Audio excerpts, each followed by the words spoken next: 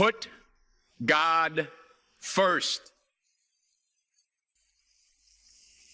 Put God first in everything you do.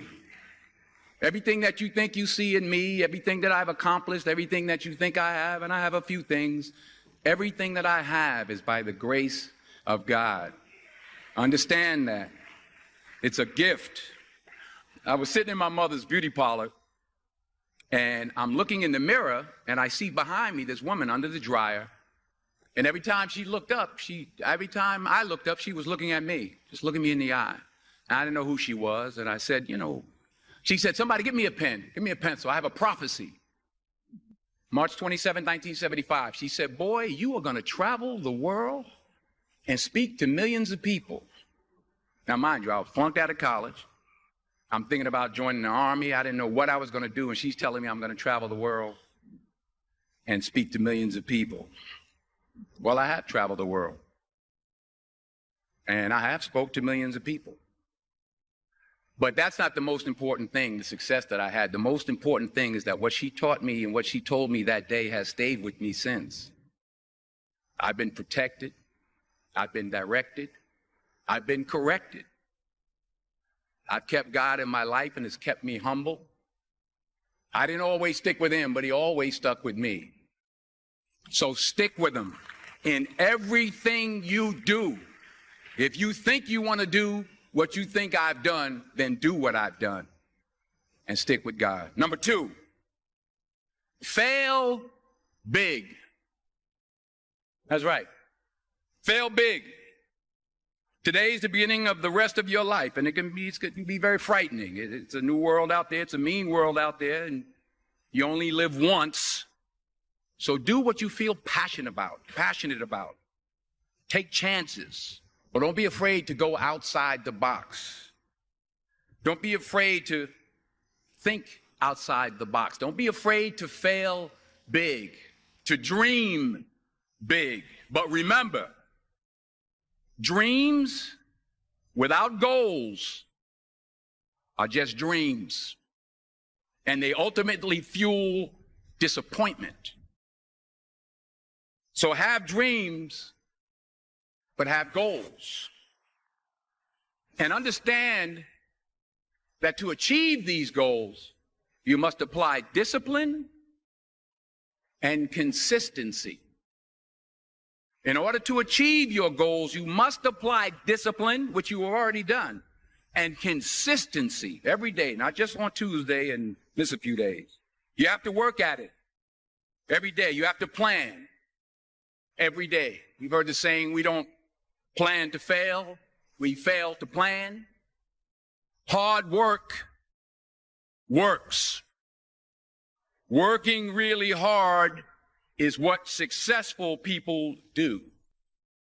Remember that. Just because you're doing a lot more doesn't mean you're getting a lot more done. Don't confuse movement with progress. My mother told me, she said, yeah, because you can run in place all the time and never get anywhere. So continue to strive, continue to have goals, continue to progress. You'll never see a U-Haul behind a hearse. I'll say it again. You'll never see a U-Haul behind a hearse. I don't care how much money you make, you can't take it with you. And it's not how much you have. It's what you do with what you have. We all have different talents. Some of you will be doctors, some lawyers, some scientists, some educators, some nurses. The most selfish thing you can do in this world is help someone else. Why is it selfish? Because the gratification, the goodness that comes to you, the good feeling that I get from helping others, nothing's better than that. Nothing's better than that. Not jewelry, not big house I have, not the cars, but it's the joy. That's where the joy is, in helping others. That's where the success is, in helping others. Finally, I pray that you put your slippers way under the bed tonight, so that when you wake up in the morning, You have to get on your knees to reach them.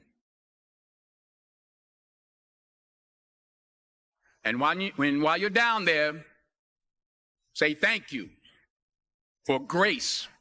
Thank you for mercy. Thank you for understanding. Thank you for wisdom. Thank you for parents. Thank you for love. Thank you for kindness. Thank you for humility. Thank you for peace. Thank you for prosperity. Say thank you in advance for what's already yours. It's how I live my life. That's why I am, one of the reasons why I am today. Say thank you in advance for what is already yours. True desire in the heart for anything good is God's proof to you sent beforehand to indicate that it's yours already. I'll say it again. True desire in the heart, that itch that you have, whatever it is you want to do, that thing that you want to do to help others and to grow and to make money, that desire, that itch, that's God's proof to you, sent beforehand already to indicate that it's yours.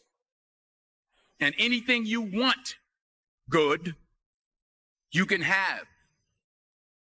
So claim it. Work hard to get it. When you get it, reach back. Pull someone else up. Each one, teach one. Don't just aspire to make a living. Aspire to make a difference.